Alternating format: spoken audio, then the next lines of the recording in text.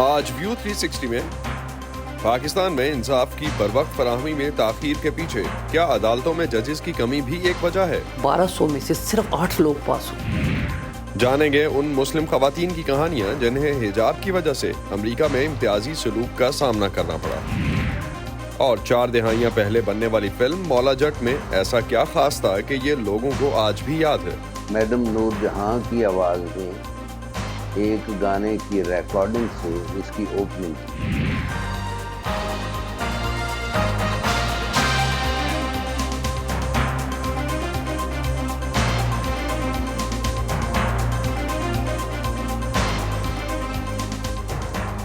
Voice of امریکہ کے Washington studios میں آپ سب کو خوش آمدید۔ آپ دیکھ رہے ہیں پروگرام ویو 360 اور میں ہوں اسد اللہ خالد۔ حال ہی میں پاکستان کی وفاقی وزارت داخلہ کی طرف سے صوبائی حکومتوں کو لکھے گئے خط کے بارے میں خبریں سامنے آئیں۔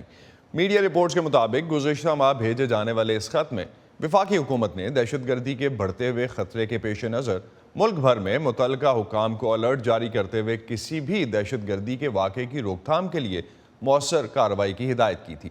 حالیہ کچھ عرصے میں پاکستان میں مجموعی طور پر دہشت گردی کے حملوں میں اور عسکریت پسندوں کی کارروائیوں میں اضافہ دیکھا گیا ہے۔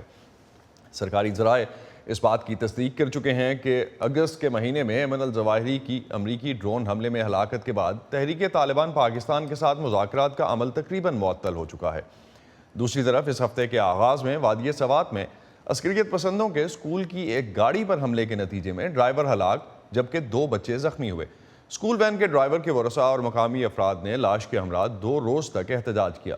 اس واقعے اور حالیہ پرتشدد واقعات پر کل مینگورہ میں ہونے والے احتجاج میں علاقے کے عوام کے علاوہ جماعت اسلامی اور ANP کے مقامی رہنماؤں نے بھی شرکت کی۔ خیبر پختونخوا میں حالیہ پرتشدد واقعات کی لہر سے صوبے کے عوام اور سیاسی قیادت میں ایک بے چینی پائی جاتی ہے۔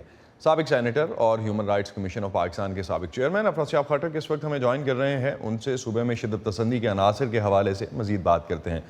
افراد صاحب، عام لوگ تو عسکریت پسندوں کے خلاف آواز بلند کر رہے ہیں، کل کے مینگورہ والے مظاہرے میں سیاسی رہنماؤں کی طرف سے بھی بہت سخت زبان استعمال کی گئی۔ کیا حکومت اور سیکیورٹی ادارے وہ اقدامات اٹھا رہے ہیں جن کی ضرورت ہے؟ جی بڑی مہربانی آپ کی۔ میں اصل میں کل مقررین میں سے میں بھی ایک تھا۔ مقررین لوگوں کے چہرے پڑھ کے تقریریں کر رہے تھے اور یہ غم و غصہ لوگوں کے سینوں میں پایا جاتا تھا اور ان کے نعروں میں پایا جاتا تھا۔ لوگوں کو یاد ہے کہ 2008 اور 9 میں جیسے ان کے علاقے کو دہشت گردوں کے حوالے کیا گیا، طالبان کے حوالے کیا گیا، جس کی وجہ سے انہوں نے مصائب جھیلے، ان کے اوپر مظالم ہوئے، ان کا قتل عام ہوا، ان کے گھر لوٹی گئے، ان کی عزتیں لوٹی گئی۔ تو ایک تو یہ بات ہے۔ دوسری بات یہ ہے کہ لوگوں کو یہ اندازہ ہے کہ حال ہی میں طالبان سے TTP سے مذاکرات کے نام پہ جنرل فیض نے جو شروع کیا تھا، اس کی وجہ سے طالبان دوبارہ آ گئے ہیں اور کوئی معاہدہ وغیرہ کوئی چیز نہیں لوگوں کو بتائی گئی، لیکن طالبان ان کے علاقے میں آ گئے ہیں، وہ گاڑیوں پہ فائرنگ کر رہے ہیں، وہ لوگوں کو اغوا کر رہے ہیں، اغوا برائے تاوان کر رہے ہیں، اور ایک طرح سے انہوں نے متوازی حکومتیں قائم کی ہیں، وہ اپنی عدالتیں بنا رہے ہیں۔ تو لوگوں میں غم و غصہ ہے، وہ کہتے ہیں ریاست کہاں ہے؟ وہ اتنا جو ہم خرچہ کرتے ہیں دفاع پہ، اتنی ملک اور اتنی بڑی فوج، تو اپنے لوگوں کی حفاظت نہیں کر سکتے، اور سوات جو ہے وہ تو ڈیورنڈ لائن سے دور ہے، وہاں تک یہ پہنچ کیسے گئے ہیں؟ تو جو حالات آپ بتا رہے ہیں افراد صاحب، یہ اسی طرح کے حالات ہمیں لیٹ 2010 کے پاس اگر ہم وہی سوات آپریشن کی اس زمانے کی بات کرتے ہیں تو اس وقت بھی اسی طرح کے حالات سے کتنا مختلف ہے اس وقت وہاں پہ؟ بالکل اسی طرح کے حالات ہیں۔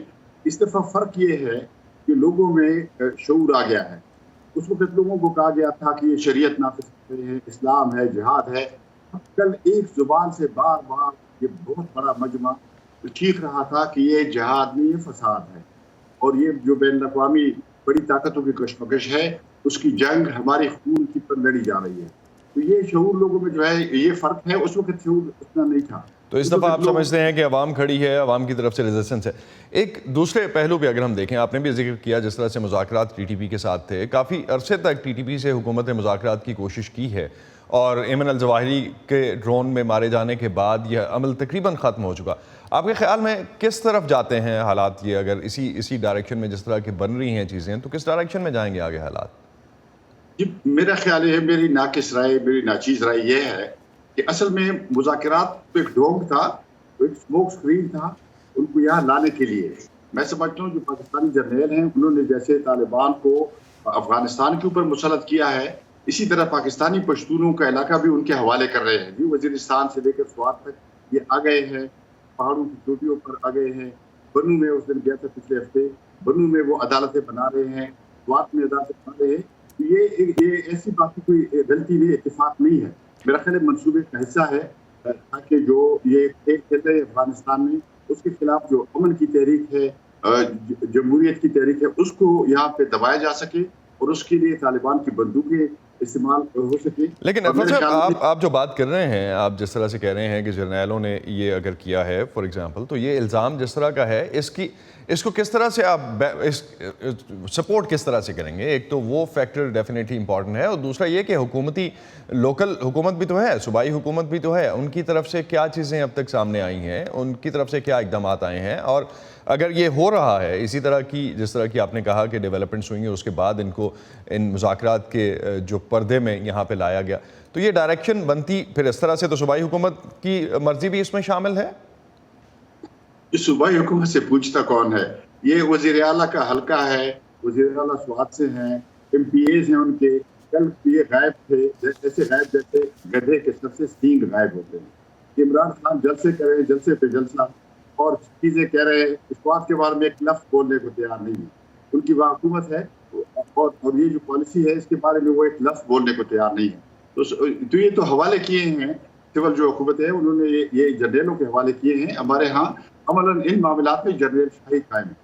تو ایک چیز لاسٹ پہ، اگر پاکستان کو یہ توقع تھی کہ افغان طالبان جو ہیں وہ پاکستان میں عسکریت پسندوں کی سرگرمیوں کو ختم کرنے میں مدد کریں گے، تو کیا یہ اپروچ مسئلے کا حل تھی، ہے، اور یا یہ والی کوششیں آپ سمجھتے ہیں کوئی نتیجہ نکال سکتی ہیں؟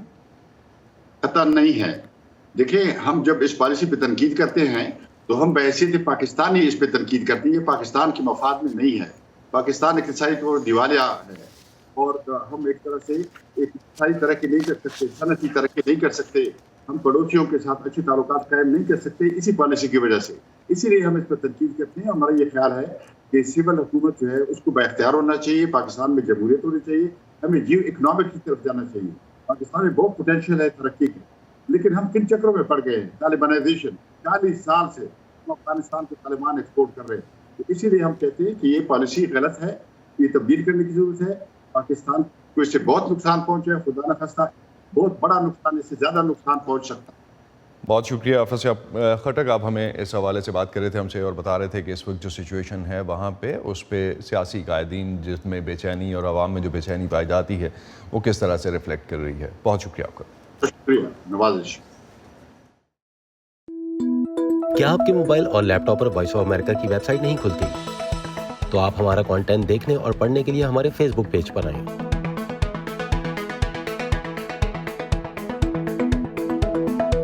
یا ہماری smart phone app download کریں جو ایپل اور اینڈرائڈ دونوں ڈیوائسز کے لیے دستیاب ہے. پاکستان میں عدلیہ کا نظام 2 سطحوں پر کام کرتا ہے. ایک اعلیٰ عدلیہ جس میں عدالت عظمیٰ اور عدالت عالیہ کے ججز شامل ہوتے ہیں. دوسری ماتحت عدلیہ کہلاتی ہے جس میں سول جج سے لے کر سیشن جج صاحبان شامل ہیں. یہ بات کسی سے ڈھکی چھپی نہیں کہ پاکستان میں انصاف کے منتظر مقدمات کی شرح ان کے حل کے لیے عدلیہ کو دستیاب وسائل سے کہیں زیادہ ہے، جس سے انصاف میں تاخیر اور دیگر مسائل جنم لیتے ہیں. ماہرین کے مطابق ان مسائل کے پیچھے ایک بڑی وجہ ججز کی ناکافی تعداد بھی ہے. لاہور سے ضیاء الرحمان کی رپورٹ. نمرہ خان پیشے کے اعتبار سے وکیل ہیں جو اپنا زیادہ تر وقت ہائی کورٹ بار کی لائبریری میں گزارتی ہیں، جہاں وہ سول جج کے لیے ہونے والے امتحانات کی تیاریوں میں مصروف ہیں. وہ پرعزم ہیں کہ طویل سلیبس، کڑی جانچ پڑتال اور معاشرتی رویوں کے باوجود انہیں امتحان پاس کرنا ہے. کلچرل بیریئرز جو ہیں وہ بھی اس فیلڈ میں بہت زیادہ ہیں. بہت سارے لوگ بس کہتے ہیں کہ ٹھیک ہے آپ نے ڈگری کر لی، اب آپ گھر بیٹھے ہیں، کیونکہ جو کچہری کا نظام ہے وہ اس طرح کا نہیں ہے کہ وہاں پہ عورت جائے. حالانکہ اس بیریئر کو اب ہمیں بریک کرنا چاہیے. یہ ایک اسٹیریو ٹائپ ہے، اس طرح کا سین نہیں ہے. آپ جس بھی فیلڈ میں جائیں گے وہ آپ پہ ڈپینڈ کرتا ہے کہ آپ وہاں کس طرف جا رہے ہیں، آپ پازیٹیو وے کی طرف جا رہے ہیں یا آپ نگیٹیو وے کی طرف جا رہے ہیں. نمرہ خان کی طرح ہائی کورٹ بار کی لائبریری سول جج کے امتحان کی تیاری کرنے والے امیدواروں سے بھری پڑی ہے، جن میں بیشتر امیدوار ایسے بھی ہیں جو 3 میں سے 2 کوششیں کر چکے ہیں. روٹین وائز جو ہے نا 6 سے 8 گھنٹے ڈیلی پڑھتا ہوں تو بکس جو ہے وہ لا ریلیٹڈ جتنی بھی ہمارے سلیبس کے مطابق ہیں، پاکستان پینل کوڈ ہو گیا، سول پروسیجر کوڈ ہو گیا، کوڈ آف کرمنل پروسیجر ہو گیا، اس کے علاوہ مائنر ایکٹس ہیں، ایویڈنس ایکٹ ہے، قانون شہادت ایکٹ ہے، اور اس کے علاوہ جو ہیں اسپیسیفک ریلیف ایکٹ ہے، جو بکس ہیں ان کو تیاری کرنی پڑتی ہے۔ ماتحت عدلیہ میں سول جج کا امتحان دینے کے لیے وکیل بننے کے بعد 2 سال کی پریکٹس اول شرط ہے، جس کے بعد 800 نمبروں کے امتحان میں سے انٹرویو کے لیے اہل ہونے کے لیے کم از کم 50% نمبر لینا ضروری ہے۔ پاکستان لاء کمیشن کے مطابق ملک بھر میں ہر سال 35 لاکھ سے 40 لاکھ مقدمات مختلف عدالتوں میں دائر کیے جاتے ہیں۔ سپریم کورٹ آف پاکستان میں معزز جج صاحبان کی منظور شدہ تعداد 17 ہے، جن میں سے 11 کام کر رہے ہیں۔ اسی طرح لاہور ہائی کورٹ میں منظور شدہ جج صاحبان کی تعداد 60 ہے، جن میں سے 15 خالی ہیں۔ دوسری طرف ہر سال ملک میں زیر التوا مقدمات کی تعداد میں اضافہ ہو رہا ہے۔ لاہور ہائی کورٹ کے رجسٹرار آفس کے مطابق سیشن عدالتوں میں 1,36,000 سے زائد کیسز زیر سماعت ہیں، جبکہ 39,000 دیوانی اپیلیں الگ ہیں۔ اسی طرح سول جج اور فوجداری عدالتوں میں 11,35,000 سے زائد کیسز زیر سماعت ہیں، جبکہ درجہ اول کی عدالتوں میں 2,95,000 کے قریب مقدمات حل طلب ہیں۔ قانونی ماہرین کے مطابق اتنی بڑی تعداد میں زیر سماعت یا زیر التوا مقدمات کی موجودگی کسی بنیادی سقم کو ظاہر کرتی ہے۔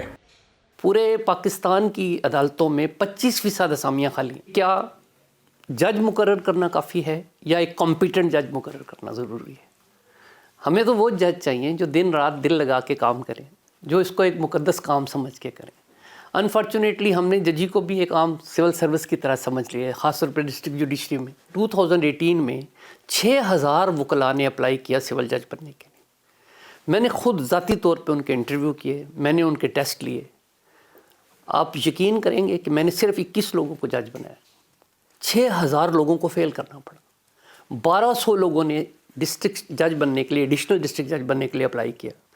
2018 میں آپ اخبارات نکال کے دیکھیں اپنے، 1200 میں سے صرف 8 لوگ پاس ہوئے۔ لاہور ہائی کورٹ کے اعداد و شمار کے مطابق صوبہ پنجاب میں ماتحت عدالتوں میں ججوں کی منظور شدہ تعداد 2,324 ہے، جن میں سے 760 خالی ہیں۔ ماہرین کہتے ہیں کہ جب تک یہ مسائل حل نہیں ہوتے، عام آدمی کو انصاف کے جلد حصول میں مشکلات درپیش رہیں گی۔ ضیاء الرحمان، وائس آف امریکہ، لاہور۔ آج کے دور میں سچائی اہم ہے۔ دنیا میں کہیں بھی سچ کو جانیے صرف ایک کلک سے۔ VOA پلس پر معلومات اب آپ کی دسترس میں، سیاسی تبدیلیاں، حقیقی کہانیاں، حقیقی لوگ، صرف ایک کلک سے خود کو جوڑیے دنیا بھر کی آوازوں سے، کسی بھی وقت کسی بھی جگہ، صرف VOA plus per.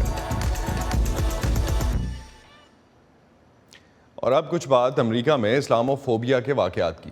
Council for American and Islamic Relations America بھر میں کئی سرگرم اسلامی تنظیموں کے ساتھ مل کر مسلم ایڈوکیسی کے دن کا اہتمام کرتی ہے، جس میں کمیونٹی کے اراکین اسلاموفوبیا سے متعلق اپنے ذاتی تجربات شیئر کرتے ہیں۔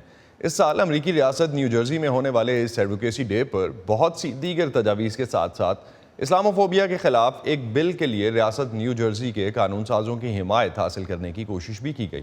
بہت سی مسلم خواتین نے بتایا کہ کیسے انہیں حجاب پہننے کی وجہ سے امتیازی سلوک کا سامنا کرنا پڑا۔ ندا سمیر نے اسے کور کیا۔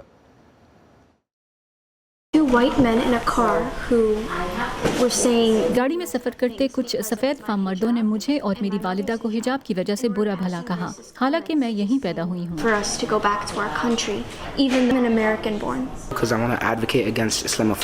میں اسلاموفوبیا کی مخالفت کی وکالت کرنے آیا ہوں۔ میں تبدیلی لانا چاہتا ہوں۔ مجھے ہر قوم اور مذہب کے لیے برابری چاہیے۔ میرا حجاب یہ ظاہر کرتا ہے کہ میں ایک مسلمان لڑکی ہوں، میرا احترام کیا جانا چاہیے، مگر امریکہ میں لوگ مجھے اس کی وجہ سے عجیب محسوس کراتے ہیں۔ میری ایسی بہت سی دوستیں ہیں جو مجھے کہتی ہیں کہ وہ حجاب ترک کرنا چاہتی ہیں کیونکہ انہیں لگتا ہے امریکہ میں انہیں قبول نہیں کیا جا رہا، لیکن میں یہاں یہ بتانے آئی ہوں کہ حجاب ہمارے لیے اہم ہے اور اسے بہتر سمجھا جانا چاہیے۔ نیو جرسی امریکہ کی وہ ریاست ہے جہاں ملک کے مسلمانوں کی سب سے بڑی تعداد بستی ہے۔ آج مسلمان ریاستی اسمبلی میں اپنے حقوق کی آواز بلند کرنے اور اسمبلی میں عوامی نمائندوں سے ملاقات کر کے مسلمان دوست قوانین بنانے پر حمایت حاصل کرنے یہاں آئے ہیں۔ 9/11 के सानहे के बाद अमरीकी मुसलमानों की मजबूत आवाज़ बनकर उभरने वाली council on American Islamic relations की जानिब से अमरीका की मुख्तलिफ रियासतों में मुस्लिम एडवोकेसी डे का एहतमाम किया जाता है, जहाँ दीगर मुस्लिम तंजीमों के साथ आम मुसलमान शहरी रियासती सतह पर बतौर अमरीकी मुसलमान अपने मसाइल के हल के लिए असम्बलियों का रुख करते हैं। आज यहाँ मौजूद अफराद के एजेंडे में सर फहरिस्त कानून में इस्लामोफोबिया की तारीफ और वजाहत के साथ फॉस्टर केयर में दिए जाने वाले मुसलमान बच्चों का मजहब कायम रखने पर जोर देने और जूइश, सिख, हिस्पानवी कम्युनिटीज़ की तर्ज पर रियासती सतह पर मुस्लिम अवेयरनेस और अप्रिसिएशन मंथ मनाने के लिए कानून साजी करने की हिमायत हासिल करना शामिल है। हमारे जो न्यू जर्सी के कानूनदान हैं, ये मकामी सतह, स्कूल बोर्ड, काउंटी और रियासती सतह पर मुस्लिम कम्युनिटी के किरदार से आगाह हैं और वो इसकी अहमियत को समझते हैं। मुस्लिम कम्युनिटी भी आगे बढ़कर शिरकत कर रही है, ख़ास तौर पर 9/11 के बाद और फिर ट्रंप के बाद ज़्यादा से ज़्यादा मुसलमान आगे बढ़ रहे हैं। ये हकीकत है कि मुसलमान अमरीकी माशी निज़ाम में हर फील्ड में नज़र आते हैं और अब बड़ी तादाद में पब्लिक ओहदे हासिल करने की दौड़ में भी शामिल हैं। न्यू जर्सी ही में मुसलमान न सिर्फ स्कूल, काउंसिल और काउंटी सतह पर मुख्तलिफ ओहदों पर मौजूद हैं, बल्कि गुज़िश्ता साल ही पहली बार 2 मुसलमान ख़वातीन भी अवामी वोट्स लेकर रियासती असम्बली तक पहुँची हैं। ख़ुसूसन वो अफराद, मेरी मुराद यहाँ वो मुसलमान औरतें हैं जो हिजाब करती हैं, जो कुछ कहने से कबल ही बतौर मुसलमान शनाख्त की जाती हैं। इनमें से बहुत सी अब तक महज अपनी ही कम्युनिटीज़ तक महदूद हैं। इन्हें बाहर निकलकर दूसरी कम्युनिटीज़ से मेल जोल की ज़रूरत है ताकि ये बताया जा सके कि हम कौन हैं। इससे खौफ कम होगा और दूसरों को पता चलेगा कि हम सब इंसान ही हैं और हमें बहुत सी कदरें मुश्तरक हैं। यही मैं दूसरों को बता रही थी कि ज़्यादातर मज़ाहिब अच्छी अखलाक और दूसरों के साथ हुस्न सलूक ही सिखाते हैं। गो कि अमरीका में अवामी मकामात हिजाब पहने खवातीन को देखना अब कोई गैर मामूली बात नहीं रही, मगर इस्लाम के बारे में बाज़ लोगों की मनफी राय और गैर वाकफियत इन खवातीन को इम्तियाज़ का निशाना बना सकती है। वासिफा नजीब कई बरसों से न्यू जर्सी में मुकीम हैं। उन्होंने माजी में कई बार हिजाब शुरू करने के बाद खौफ की वजह से इसे तर्क किया। आप बाहर जाते हो तो आप अनवांटेड फील करते हो just by a piece of cloth you wearing. You are the same person, आपके भी इमोशन सेम है। You want to be accepted, you want to be loved the same way like other person. So I feel वासिफा का कहना है कि उन्होंने हाल ही में मुस्तकिल इरादे के साथ हिजाब करना शुरू किया तो कम से कम 3 बार उनके घर के बाहर इस्लाम के बारे में नफरत अंगेज किताबें फेंकी गईं।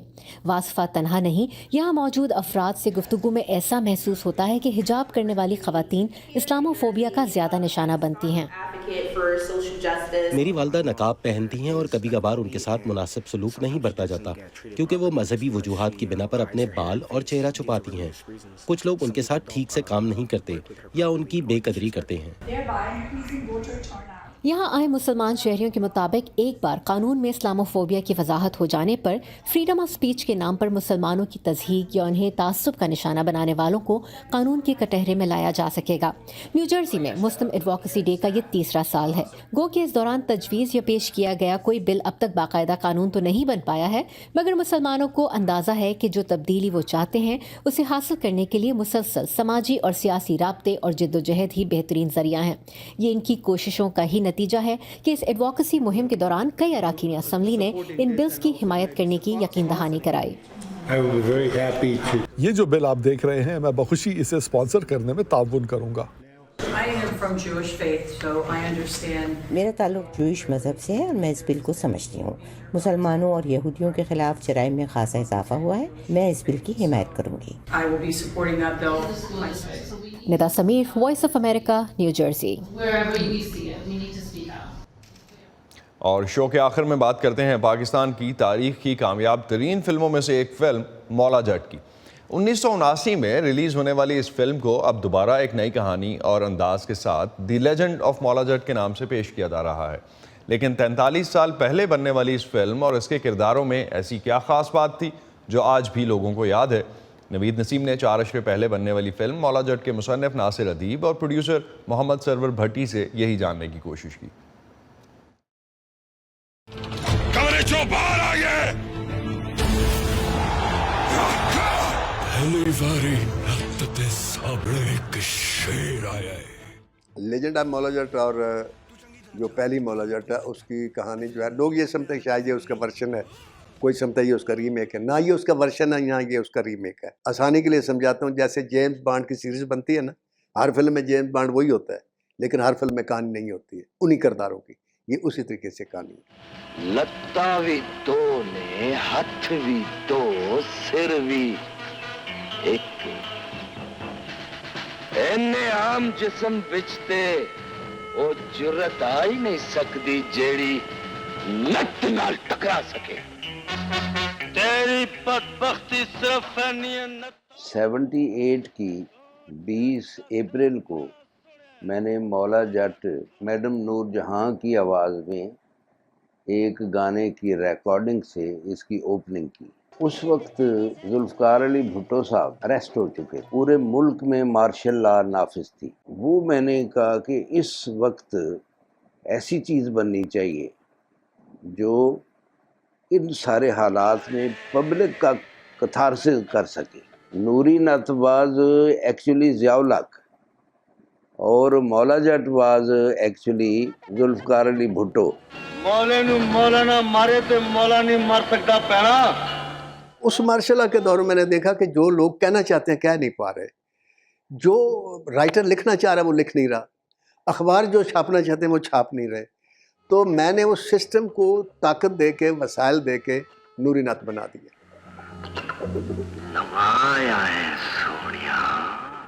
میرے سے پہلے جتنی فلمیں بنتی تھیں بگ ہٹ کیوں نہیں ہوتی تھیں کہ ان کے ولن کمزور ہوتے تھے. میں نے اس میں ان کو ہیرو ٹائپ ولن بنایا, ہیرو ٹائپ, کہ وہ متکبر ہے لیکن نہ وہ چور ہے, نہ وہ ڈاکو ہے, نہ وہ بدماش ہے. مولا جٹ سپر ہٹ ہونے کی دو وجوہات ہیں. ایک وجہ تو یہ کہ اس وقت اونلی سنیما جو تھی وہ تفریح تھی پبلک کے پاس, آڈینس بہت تھے, لوگ دیکھتے تھے فلم. لیکن اس کی اصل جو حسن ہے اس مولا جٹ کا وہ اس فلم کے مکالمے ہیں. اوئے اج تو بعد جدوں بھی تیری وساکھی زمین تے بچے گی تے او دے وچوں ٹھک ٹھک ٹھک دی آواز نہیں, نوری نت نت نت دی آواز آئے گی. ایون کلائمیکس پہ بھی میں نے اس کی آبرو بچائی ہے کہ اس نے ہیرو کی عظمت کا اعتراف خود کیا ہے. اس نے اس کو جب ہیرو نے گرایا ہے اور اس نے اس کی ٹانگ معاف کی ہے کہ میں تجھے, اس کی بہن نے ہاتھ جوڑے اور اس نے اس کو معاف کر دیا. اے لت اپنا انصاف سمجھ کے لے جا تے میں نو تیری بہادری دا انعام سمجھ کے پل جاؤں. اگر یہ سسٹم نہ ہوتا نا اس ملک کے اندر جو ناانصافی ہے, تو میں سمجھتا ہوں کہ وہ فلم شاید اتنی سپر ہٹ نہ ہوتی. میں تیرے گٹے تو لے کے گاٹے تک اینڈ ٹوٹے کراں گا,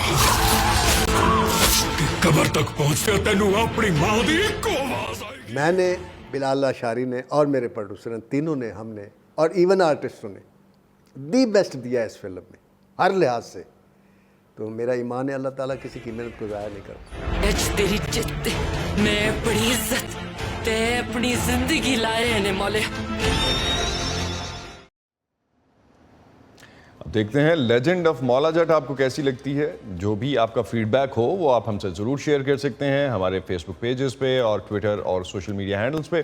اسی پر ختم کرتے ہیں آج کا ویو 360. اسٹے سیف اور پاکستان اور خطے سمیت دنیا بھر کی اہم خبروں اور دلچسپ معلومات کے لیے آپ آ سکتے ہیں ہماری ویب سائٹ urduvoa.com پر. یہ سارا کانٹینٹ آپ کو ملے گا ہمارے سوشل میڈیا پلیٹ فارمز پر بھی, facebook.com/VOA اردو, یوٹیوب پر ہمارا چینل ہے VOA اردو کے نام سے, اور ٹویٹر انسٹاگرام پر ہمارا ہینڈل ہے @VOA اردو. اب تک کے لیے اتنا ہی. اسد اللہ خالد کو اجازت دیجیے. خدا حافظ.